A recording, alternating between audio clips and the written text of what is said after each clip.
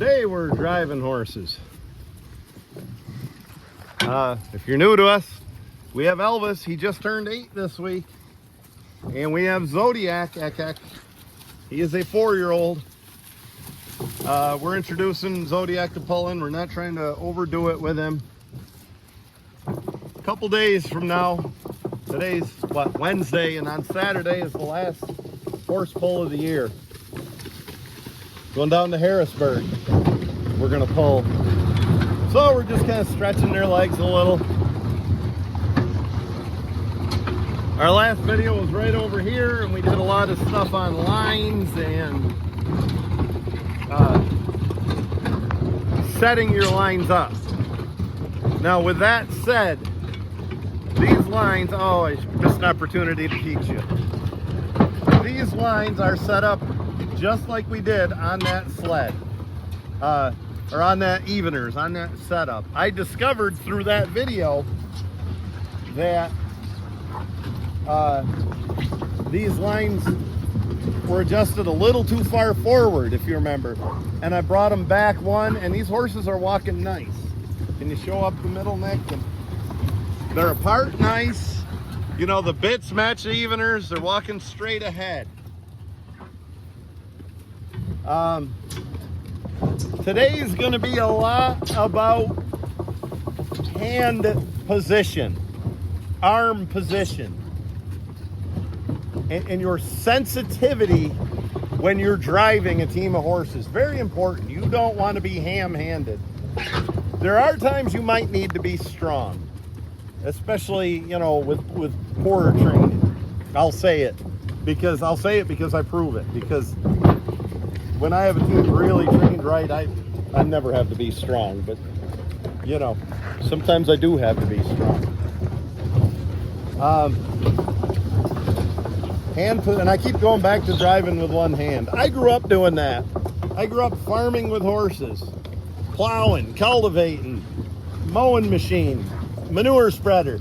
You got to drive with one hand, work the lever with the other hand, you know, stuff like that. So I'm used to it.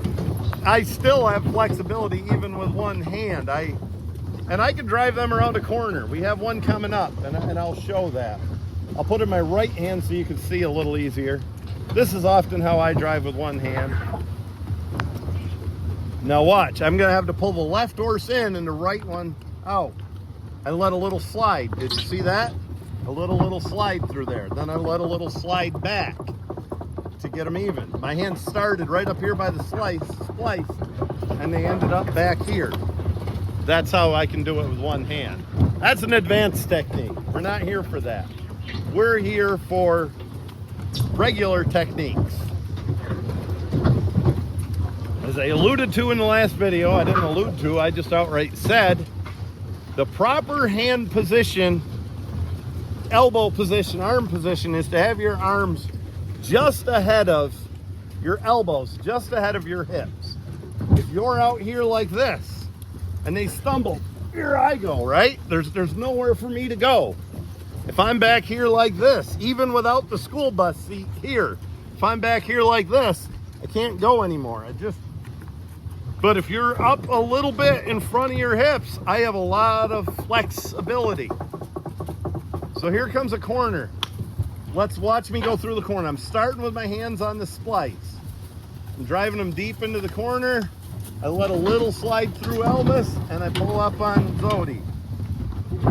So again, it's driving a bicycle with strings from the handlebars back to your hand. If I would go around that corner and I loose line the outside horse and I yank on the inside horse, bad things happen, right? Loose line and yank. That's ugly. Look at them, how they're walking in the tugs. Now, let's go around the corner the right way. Look at that, much better. They're even. Elvis is on the tug a little bit, and he shouldn't be. But it's a lot better, and they're a lot more confident in your driving them when you're holding on to the outside line. You have, as you saw in that video, and if you envision strings tied to handlebars riding a bicycle, you have to give a little bit. You can't hold both lines really tight. You have to give a little bit, but not loose line. That's what I'd like to be doing. But we're in a wicked drought, and that ground is so hard. I'm not plowing until we get some rain. So here we are. Driving in circles is what we do. Gee, buddy.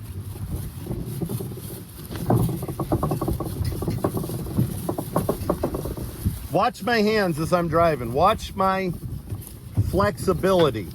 Watch how my arms move forward and back. Having my arms just ahead of my hips helps me allow myself to do that better. If my arms are out here, I can't do that. And if they're back here, I can't. But again, watch my hands. There's little movements, small movements as I do this.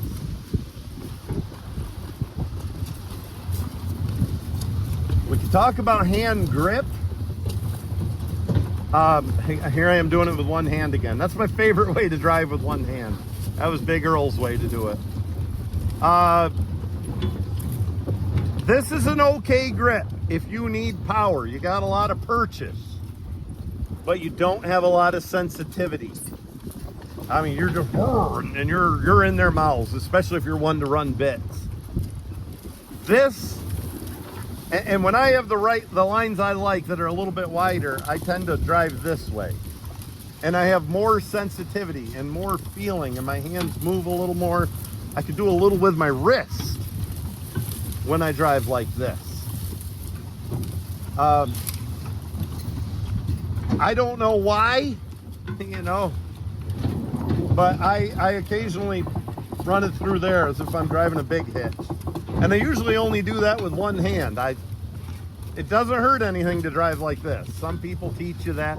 It doesn't hurt anything. You got a little more power and every bit as much flexibility with a whole line in your hand as opposed to this. But for some reason, I drive one hand like this and the other one like this. But whatever's comfortable for you. What I do not recommend is wrapping. That's not a good idea. Rules are made for fools and children, right, Daniel Dauphin? That's where I heard that. And so you will see us break those rules once in a while. You rarely need to. We gather up the lines here. And this has become a trend with some of my buddies. Woo! Walking beside the sled. And the reason they do that is because they want to get some exercise. We're all getting older and fatter. I got two good friends, Donnie Meta and Mike Bueller, that both started walking beside the sled this year. They said, if those horses can walk a few miles, so can I. You know, I like that. Again, I want to show you what I showed you in the video that I released here a while ago, where I had Slug and Stumble, my invisible horses. I want to show you what driving off to one side does and driving behind the slower horse does. First off, I want to talk about where to stand. I cringe when I see people standing here. I've had heel change break. Remember Ugly Jim's heel chain breaking a couple years ago? I do. Some harnesses have swivels rather than D's. They wear with time, and that swivel pops out just like a bull snap does after a while. Anything can break. This hook can break. When this breaks, this thing slams back, and that is a leg breaker. The other thing about standing close, if you're logging, or even if this sled here, stuff gets stuck on the front of that log or sled or whatever you're dragging and hits you and can knock you down, you're safer to stand back here. Now, I'm going to do a little of both because I want to prove a point. But let's note, in fact, I'll do this on the go. And when I go, whoop, whoop, They thought, I knew they were going to do that. Whoa. I gave them their cue to go accidentally. That's why I didn't get ugly with them. Look at Zodiac. I also think that the tails don't get stuck on the wider 1 1/4 lines as much as they do these 7/8 lines or whatever they are. But yeah, yes, I know I could dock the tails. But what I'm going to do, I'm going to show you as you either sit or walk to one side how the slower horse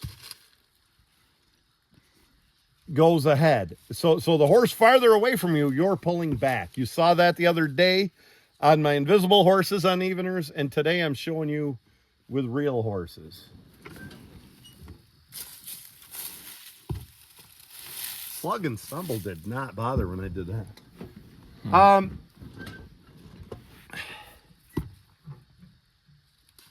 Nick and I started, and I've done this a lot lately. Maybe some folks don't recommend it. Jason Rutledge says the command to start a team is a compound command. It's two things. You pull up on the lines and you give a command. He is not wrong, and that's what my dad taught me. Les Barden up in New Hampshire, when he was around, Les always said it was a preparatory command and then the actual command. He probably learned that in the military. I have started with just drawing up on the lines. And I have never started a team on a loose line. I can't recommend that. My horses won't do it. Get up. Get up. Here. They're paying attention, but they're not doing it.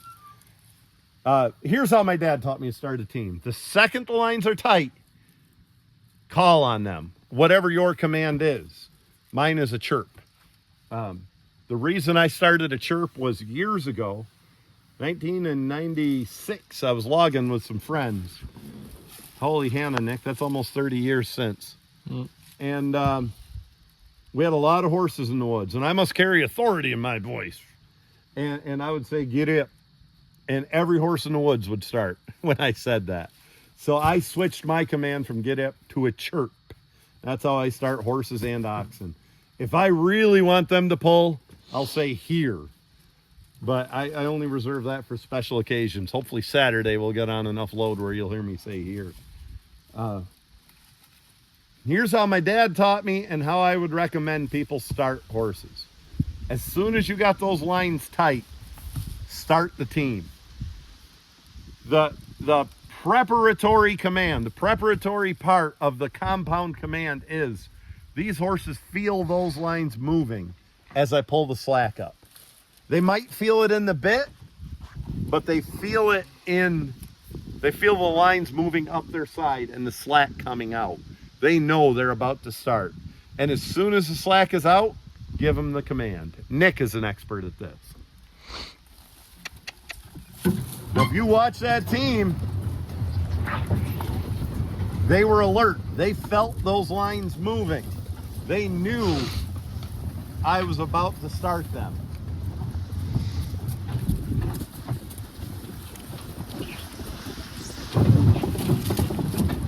Ooh. Ooh. These horses are in pulling mode. We really want to go down to Pennsylvania and pull. Yeah, good idea, Nick. Show that tree. Let's get the hell out from underneath this tree. I could fall at any minute, and we don't want it to fall on us. I bet we'd get a lot of YouTube views if we did, if one's phone didn't get smashed. Or live leak views. Woo. Woo.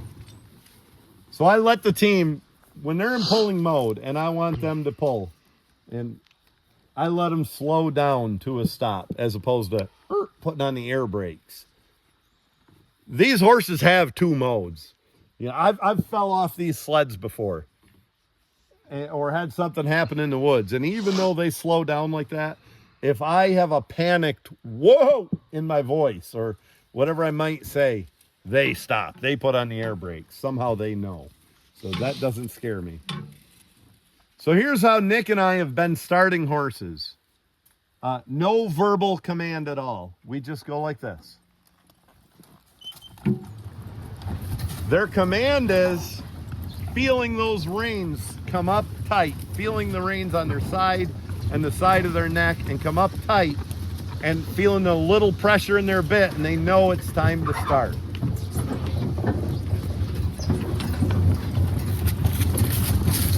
I'm off on Zodiac's side.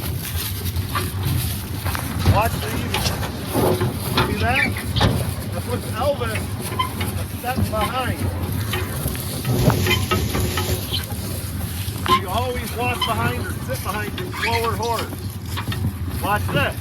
The further back I go, the hand between me and the eveners neck, still off to the side, but those eveners are more even the further back I am.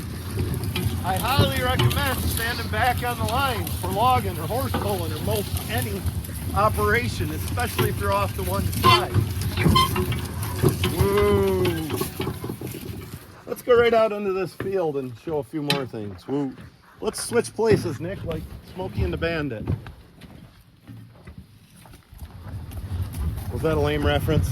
You're all right. Mm-hmm. Now I'm doing a few things that I'm not saying to the camera right now, but we will get into that later. We're focusing on one thing at a time. So I'll go off to one side and I'm walking behind Elvis, right? And I'm up front. See what the eveners did? Zodiac is behind. Further out here I get, more Zodiac is behind. Again, the further back I fall on these lines, the more even, more even those eveners are. It's an advantage for buckeye pulling. It's an advantage for anything you do. Unless you need to walk behind the slower horse. So as long as I'm walking, let's talk about it. This is how I gather up lines, the tails, the slack. One hand and put it right on here. I'm not tripping on it, it's not getting ran over. I'm also walking with my heels a little ahead of my feet, my shoulders with every step. Heels ahead of shoulders. I'm leaning back, I'm not up on my toes getting pulled over. I'm leaning back.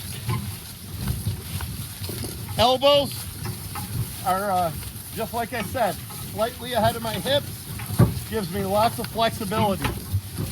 As I'm walking, look at my hands. They're still moving. There's still little flexibility. The other thing you'll see me do is this, lines over the shoulder. That's not as common as it used to be, but I still do that some. I'm going to jump on. Now I'm standing on the sled. Woo. Why don't you get a broad view of me, Nick? Get off the... If you're standing, and most horsemen know this. They don't even know they know it, but they do. If you're standing on a load of logs or a sled or a stone boat, you kind of have one leg. Whoa, buddy.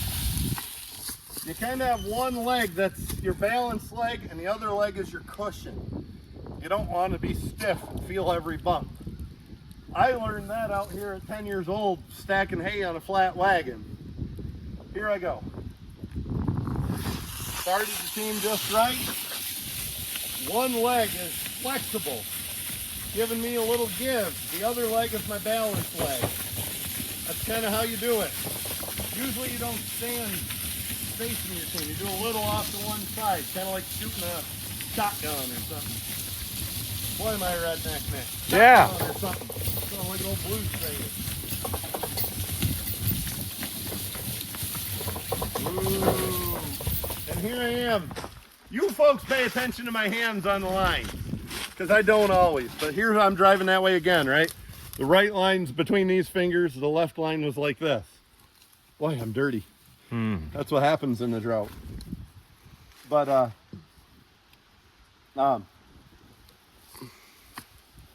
that Caleb's? Nope. That's how we drive. That's how I drive.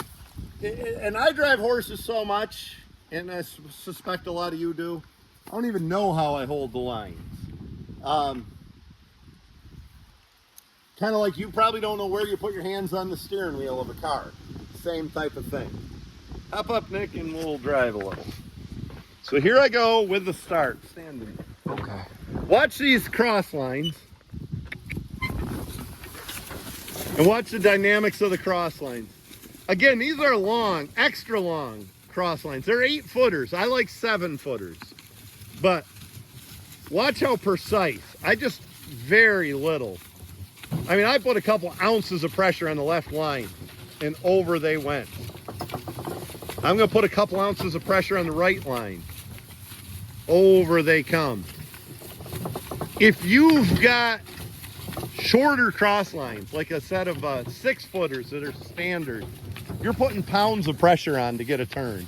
If you have longer cross lines, you're putting ounces of pressure on. I like how wide my horses are walking. That's line adjustment. I do have wide cross lines, but that's not why the horses are walking wide. It's because the cross lines are adjusted in relation to the long line is what makes them walk wide. Stand up once more, Nick. Look at the crotch of the lines, where the cross line and the long line come together. Look how far that is away from the hame ring. It would take a big accident before that got wedged. Whoa. See, you weren't standing the way I told you. Nick stumbled. It would take one horse to get way ahead of the other, a big tangle up, before this part got wedged. You could stand right where you were, Nick, and I'll show. Here's what I mean. Say I have 6-foot cross lines, and it could happen with these 8-footers. I don't have any precaution on there, and I probably should. That ring that I showed you. But here comes a horse. There's an accident. That gets wedged, and you have a hell of a time pulling it out. You know, it gets stuck in there. Longer cross lines keep you much safer and prevent that, because they are just plain farther away from the they're farther away from the hame ring. Notice what I did there when I come up the side of the horses. I grabbed the lines and I put them in my hand, and I know which line is which. And as I walk back here, and I didn't put any pressure on the horses. I did it on the slack end. But when I come back here, I know what line's what, and I'm driving horses if something happens. If I just had these in a bunch or didn't grab them, wasn't paying attention, that could be bad. I'll tell you where this happens. When your lines are hung up on the hames and you don't get all the coils off or something like that. You want to pay attention. You want to make sure you get them off there. A lot of horses get in the habit. The lines are hung on the hames. As soon as you do this, they're starting.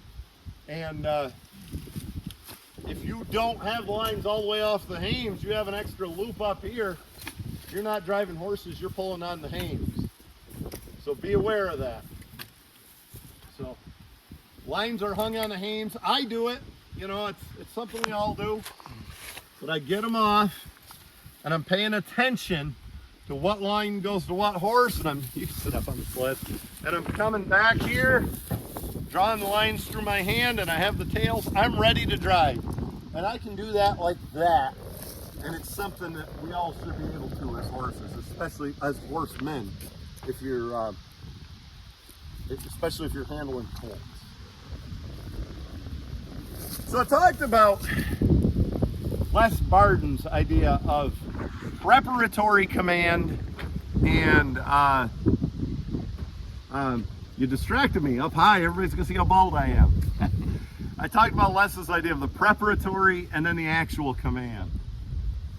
Horsemen do that without it. Again, horsemen hold the lines a certain way they don't even know they do, because you don't know how you put your hands on the steering wheel.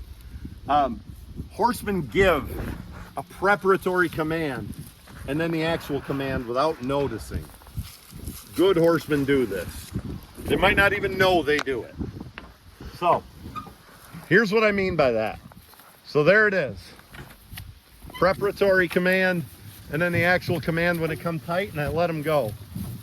But we're gonna get up here by the neighbor's moo cows, and I'm gonna turn. Before I turn, I put a few ounces of pressure on the lines. I pulled them back in ever so slightly before I turned. That way they knew something was going to come up. I'm gonna turn again. These horses have no idea I'm going to turn. It's not part of their routine, but I pull a little harder, a couple ounces more pressure. They know, you can almost see it in their ears. They know that something's gonna happen, and then they execute what's about to happen. It's a preparatory and then the actual command, and it's just ingrained in good horsemen. We all do it even if we don't know that we do. A lot of times we do that on the stop. We pull them in a little, ooh, and then let them slow down to a stop. And I'm not talking about pounds of pressure. I'm talking about ounces of pressure. I got wire bits in these guys now. They're getting a little mouthy in front of the pulling sled. With those wire bits, twisted bits, with those twisted bits, I'm really talking about ounces of pressure, not pounds of pressure. I don't want to be rough on their mouths. Come up front, Nick. Again, here I come, right? I'm gonna hang the line. So we'll go with Elvis. This is what I mean by a wire bit. It's a jointed single wire bit. That's what I'm running in him. I also run the overcheck bit. As I said, wire bit in Elvis today, and Zodiac too. They've been a little mouthy in front of the sled, and I'm not gonna put up with that. I don't want a team that takes two guys on the lines to handle. I'd rather put a bit in them, teach them that my whoa means whoa, and what I say means it. And then I'll put them right back in their smooth snaffle bits. I do run an overcheck because I like the head position. I drive better, and I do run the overcheck bit. I always feel like that way I'm driving with the driving bit, and the overhead check bit is keeping their head up. One thing I'm missing with the overcheck bit, I don't get as good a mouth seal as you do without it. Mouth seal is important to get them swallowing and comfortable. Again, I'm running snaps. I don't love snaps. They were already on these lines when I got them, and I never took them off. I'm also not trotting horses, and I drive with a steady line. If any of you folks are astute and sharp, you might see one of the sets of lines I had yesterday had a couple of screws in the end of them, right through here. That's to avoid what just happened. That's to avoid Zodiac chewing on them. Usually you put them on for about a half hour, and he says, oh man. And once they find them screws, they give it up. So off to the side, Nick, and I'll gather up the line, or sit on the sled, whatever you want. But watch me gather up the lines and come back. So one thing, the way we break horses, I want you to be acutely aware of is their command to start is when the lines come tight. Don't jingle those lines. Don't accidentally give them that command. That's why I'm not a proponent of holding the lines when you hook all four heel chains. I give them that command to start 3 different times usually. But here I go. I'm going to get on the sled. I'm going to take the lines with me. Now, I'm handling these lines, but I'm handling the tail end, and I'm not putting pressure on the line until I get back here. Woo. Woo. I was ready to go. They knew that. They knew the lines came tight. I just find it a good practice to make them stand after I get on this cart or sled or whatever I'm on in the woods, when I get on my log cart after I'm hitched to a log, to make them stand instead of going the minute my ass hits this seat. I don't know sickum about riding horses. I do the same thing when I'm riding a horse. I get up in the saddle and sat down, and that horse has to stand. Even if I'm in a hurry, I make him stand before I start him. I do it with saddle horses, I do it with these. So here we go with the command again. Preparatory, actual. Away we go. Zodiac is 4. Elvis is double that. He just turned 8. They're pretty close to the same weight. They're within 75 pounds of each other. They're a little fat right now. But Zodiac walks a touch slower than Elvis. I am on the right side of the sled.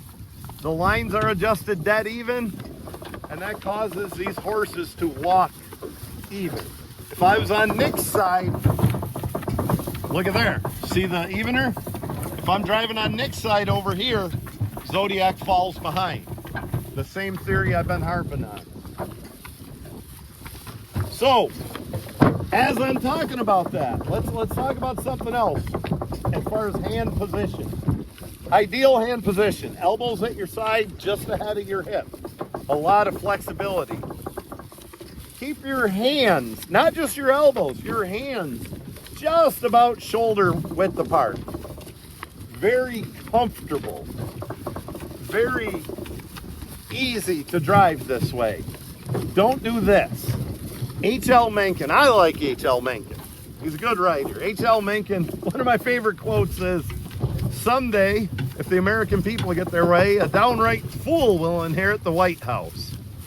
And I think it's happened twice lately. From either side of the political spectrum. I think Democrats and Republicans would both agree. Well, they might agree differently, but we've had at least 2 fools in the White House. But anyway, this is not a political rant. H.L. Mencken's talked about his love for horses and growing up around the stables. And he said his dad was not a good horseman. He loved horses, but he wasn't a good horseman. And the way he described his dad driving horses, he said he held the lines like a man dealing cards. And you're not comfortable, you are not confident, you're not in control with your hands here.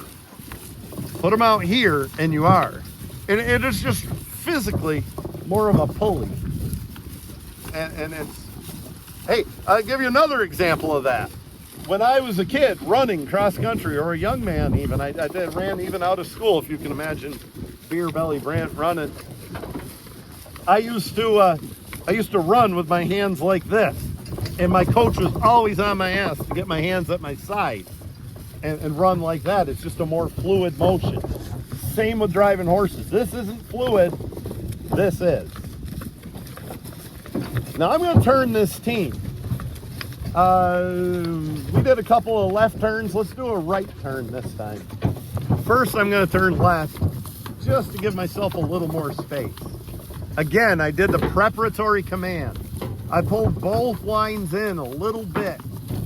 If I'm driving with 2 pounds of line pressure, I pulled them into 2.5 pounds of line pressure and then turned them to the left. Now I'm going to turn to the right. Again, pulled in a couple ounces of pressure. Now I pull on that right line and I loosen the left. See how my hands did that? Just like holding on to steering wheel, handlebars, hooked to ropes. And around the corner we go.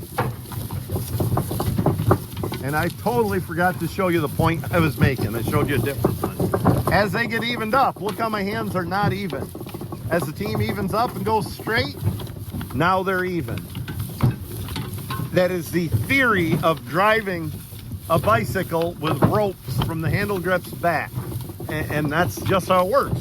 Once your bicycle gets around the corner and going straight, now your hands are even. Zodiac just tried to crowd into Elvis. Might have had a fly or something. I grabbed that line. I pulled him just a little, just a few ounces more. And he said, oh, Brant doesn't want me doing that. And now he's walking straight. A lot of folks struggle with that, especially with colts or tired horses that want to stumble around. A good, steady line pressure will keep a team marching right forward as opposed to stumbling around. Your man behind the camera, Nick, is about the best there is at that. So here's something that a lot of beginners do. And generally you'll just get away from it. But as a beginner, if you're driving this team and you're going to turn left, instead of the theory of pulling ropes that are hooked to the bicycle handlebars, they'll do this. Oh, there's Zodiac did it again. Little prick. I sound like Courtly Orndorff. Little prick. He's a Belgian breeder and one of the best there is. See? Right there he went. Zodiac did that. He's got a fly or something. He wanted to shove on Elvis. I gave him a little yank with that outside line, and now he's walking straight. I won't tolerate that stuff. It's inefficient form to begin with. A horse wandering around, crowding into the other one. It just makes harder work of it when they're doing that. Just quite simply, they travel more miles to go a crooked line than a straight line. Also, they can rub their bridle off or get stuff snapped into the wrong harness parts and stuff. It's something you should not tolerate. And that's how you stop it. By driving with a good steady line, and when they pull that nonsense, get them out of there. But we're gonna turn left up here. And here's what a lot of beginners do. Instead of the ropes coming back from the handlebars, they try to turn the team by moving the lines over here. That doesn't do a thing. Keep your arms right at your hips and turn. Ropes hooked to the handlebars. I'm keeping the outside line tight. I'm keeping the inside line tight. Even pressure the whole way around. Go back and watch that other video with the eveners hooked to the bits to these lines. It's the same mechanical theory. The team is straight and so are my hands.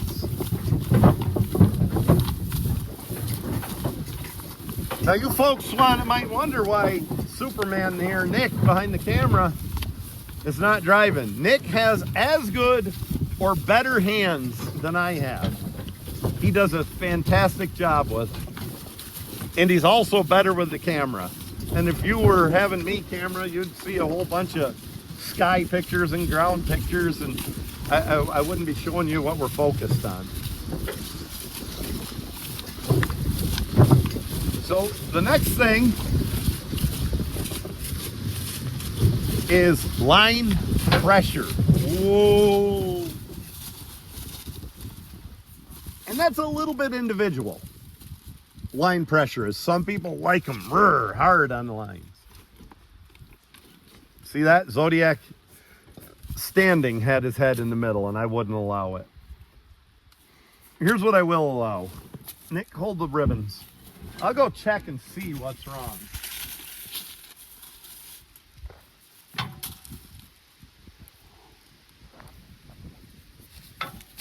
So maybe he does have an issue. Maybe something's hooked wrong or tucked in wrong. He's obviously kicking. Maybe he's got a fly. Something's bothering him.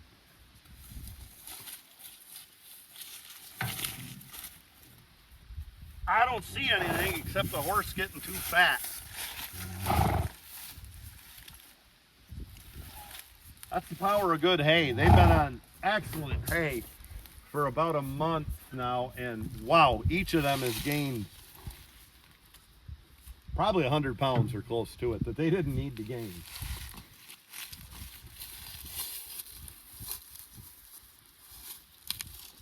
So I'm going to stand here. Next time Zodiac puts his head in the middle, I'm going to yank his head right out of there. Elvis is 8.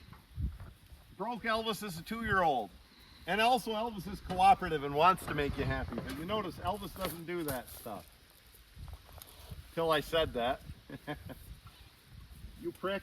He put his head the other way and I got the wrong line to fix that. Whatever. Everything doesn't work on camera. What were you talking about, Nick? Line pressure. Whoa, dummy. Woo. Line pressure.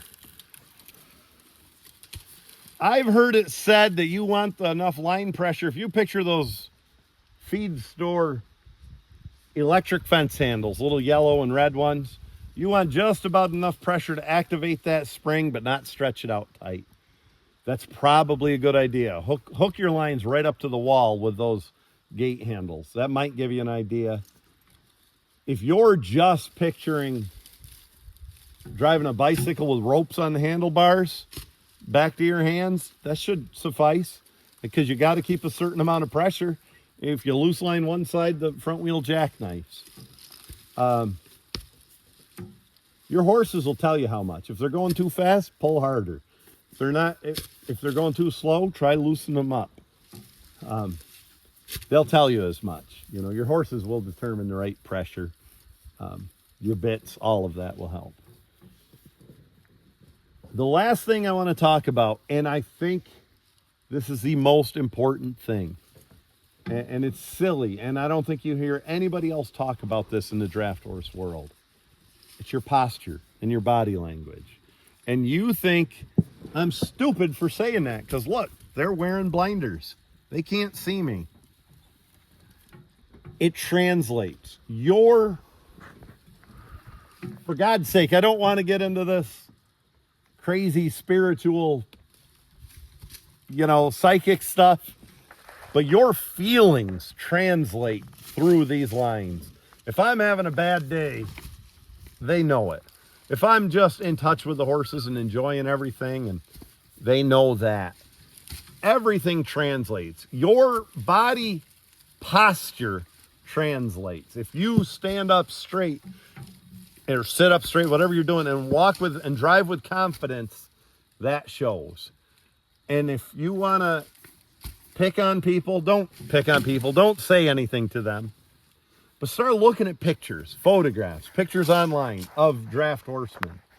And you'll see a slouchy, kind of apologetic person. And you'll see a team of horses with bad posture. And they're mimicking that same posture. And they're looking at the ground and stumbling. You see somebody sitting right up there like they own the world. You'll see their horses driving the same way. So posture matters. It really does. Here's what I tell Nick. Here's what I tell my daughter Kennedy, who's a gymnast at a high level. Here's what I tell people shooting a shotgun or shooting a free throw at the basketball court or going into a corporate meeting that they want to sell or something like that. Have confidence. Take a deep breath. Put your shoulders back. Stand up straight. Clear your mind. Think about what you're doing. Remember all the practice you put in. Remember all the Ainsworth family videos you watch teaching you the right skills that you've developed. Remember all that nonsense, all the work you put in, all the things, all the times you did it right, and execute it.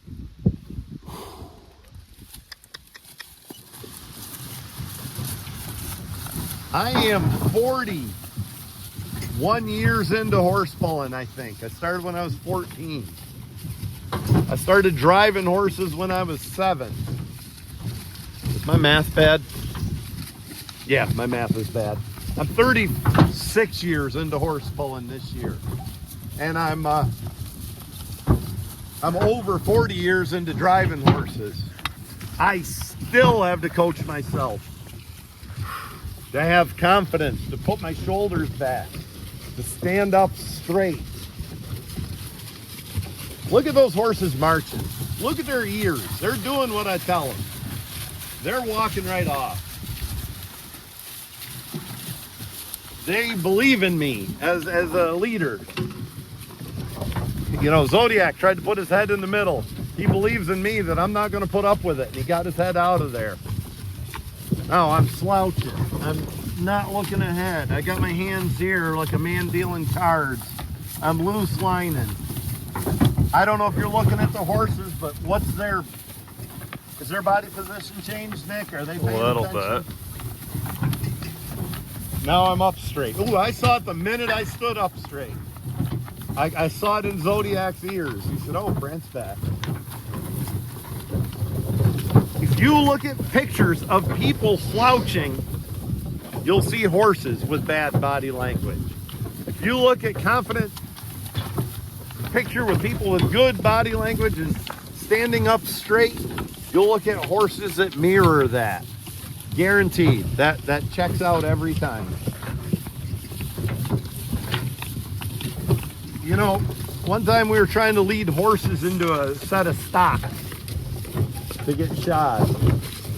And this horse didn't want to go, and I was on the rope, and my buddy was behind him slapping him on the butt with his hand, and we couldn't get him in, and we switched positions. We put my buddy on the rope and me slapping him and pushing him, and we couldn't get him in the stocks.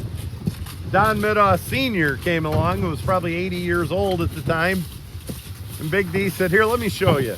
And Don grabbed the rope with a loose rope. He didn't even yank on it.